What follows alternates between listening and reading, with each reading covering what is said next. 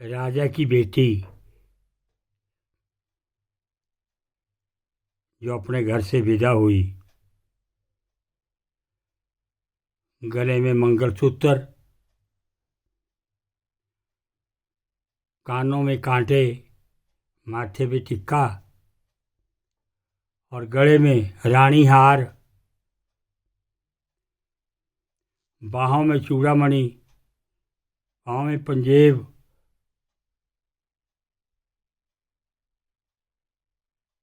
किसी चीज़ की कमी नहीं हुई। आज अपने घर से विदा हुई, माता पिता का आशीर्वाद मिला और राजा के घर में गई।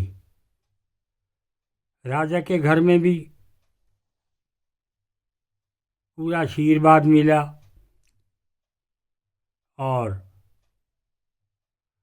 उसके बाद 14 वर्ष का वनवास हो गया। जंगलों में रही बेटी, कंकड़ पत्थर कांटे झुग्गियों में अपना वक्त निकाला। दुष्ट रावण उसका हरण करके ले गया, वहाँ रही विपत्ति में। उसके बाद 14 वर्ष के बाद फिर अयोध्या आए और वहाँ भी सोचा कि अब शायद मेरा वक्त अच्छा कट जाएगा, शांति मिल जाएगी मेरे को। लेकिन उसके बाद श्री राम ने उनका परित्याग कर दिया। उस बेटी को कहीं भी सुख ना मिला। राजे की बेटी राजा के घर में, फिर भी सुख ना मिला।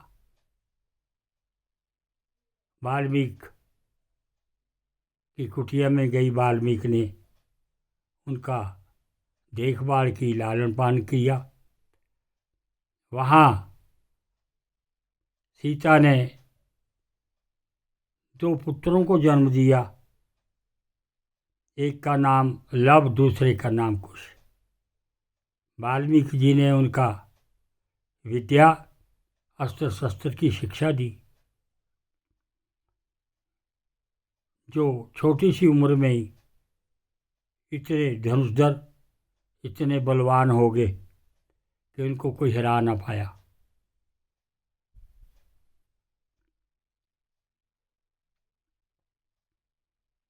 रहते रहे।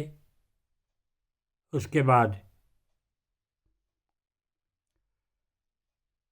वाल्मीकि जी ने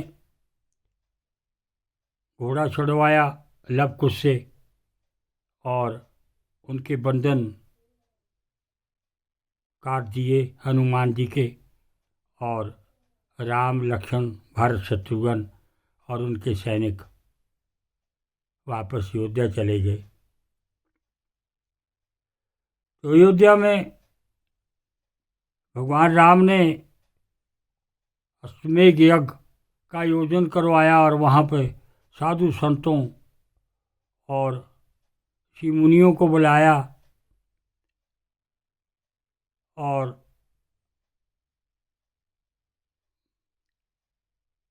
चांदी की सीता सुंदर बना करके राम जी के बगल में उसको स्थापित किया।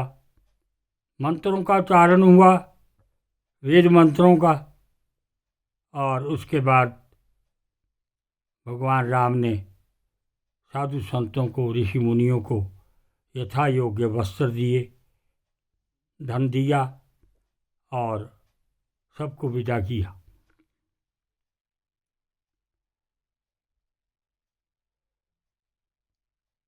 लव कुश काफ़ी बड़े हो गए थे तो उनको रामायण कंठ हुई। वो रामायण को गा करके सुनाते थे, जगह जगह जाना उन्होंने वीणा के ऊपर और रामायण की कथा लोगों को तक पहुंचानी और सुनानी। एक दफ़ा वो अयोध्या में गए और उन्होंने वहाँ रामायण की कथा सुनाने की आज्ञा ली, तो राम ने उनको आज्ञा दे दी। तो इतनी सुंदर कथा उन्होंने सुनाई लोग आत्मविभोर हो गए। उसके बाद वो वापस अपनी कुटिया में आ गए। तो वाल्मीकि ने बोला, बेटी अब ये लव कुछ जवान हो गए, अब इनको वहाँ पे राम जी के हवाले कर देना चाहिए। तो वो वाल्मीकि उनको लेकर के अयोध्या में चले गए और उन्होंने वही रामायण शुरू से आखिर तक सुनाई। और वो सारी सभा उठ के खड़ी हो गई। उन्होंने वाह वाह करके उनका स्वागत किया। तो उधर से वाल्मीकि जी पीछे से आगे, तो वाल्मीकि को आता देखकर भगवान राम ने सिंहासन से उठ करके उनका स्वागत किया, उनकी चरण वंदना की। तो उन्होंने कहा, मुनिवर बैठिए। बोलना बैठने का समय नहीं है, अब मैं अपना फर्ज पूरा करने आया हूँ। हे राम, ये आपके पुत्र हैं जिनको आप देख रहे हैं। वहाँ हमारी कुटिया में सीता ने 2 बालकों को जन्म दिया, तो मैंने इनका लालन पालन किया। एक का नाम लव, एक का नाम कुश रखा। तो आपके ये सामने हैं, मैं इनको आपके सुपुर्द करता हूँ, ये आपके ही बेटे हैं।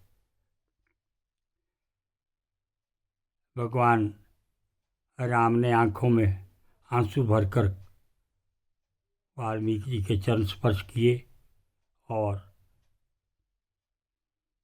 बच्चों को गोदी में उठा लिया। इतने में वाल्मीकि जी वहाँ से प्रस्थान कर गए।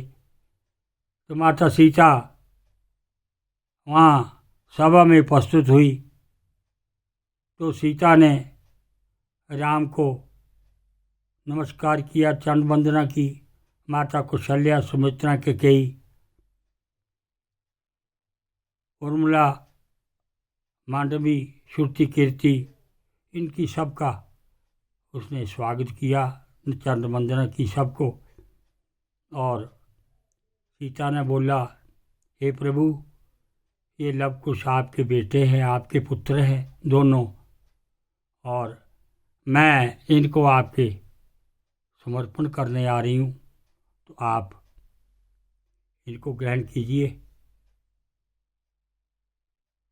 उसके बाद धरती माता फट गई और धरती माता फटने के बाद वहाँ से धरती माँ अपने सोने के सिंहासन के ऊपर विराजमान होकर के बाहर आई और सीता को बोला, चलो बेटी, आपका समय हो गया है। तो सीता उनको सबको हाथ जोड़कर नमस्कार करके वहाँ धरती माता के पास आ गई और सिंहासन के ऊपर बैठ गई। तो उनको पता लग गया कि सीता अब पाताल में समा जाएगी। तो अब वो जाने की तैयारी कर रही थी सीता और पृथ्वी माँ। और जब वो जाने लगे तो राम ने कहा, सीते, आप हमारे को छेड़ के नहीं जा सकती, हमारे को छोड़ के मत जाइए। तो लव और कुश ने बोला, माता श्री, आप कहीं नहीं जा सकते हमारे को छोड़ करके, हम अनाथ हो जाएंगे आपके बिना। माता, हमारे को मत जाइए, आप छोड़ के मत जाइए। इतना बोल करके वो धरती के अंदर चली गई और भगवान राम और सब अयोध्यावासी मायूस हो गए। उनको आँखों से अश्रु बह रहा है, अश्रु बह रहे हैं और हर दुखी है। और लव कुश को भगवान राम ने गोदी में उठा लिया। और ये आज की थोड़ी सी कथा आपके सामने रखी हुई है। अगर अच्छी लगे तो मेरे को आशीर्वाद दे देना। भगवान श्री राम की जय, माता सीता की जय। धन्य है हमारी बेटियाँ, हिंदुस्तान की बेटियाँ, ऐसे संस्कार वाली बेटियाँ, आप सब की जय हो, जय हो, जय हो।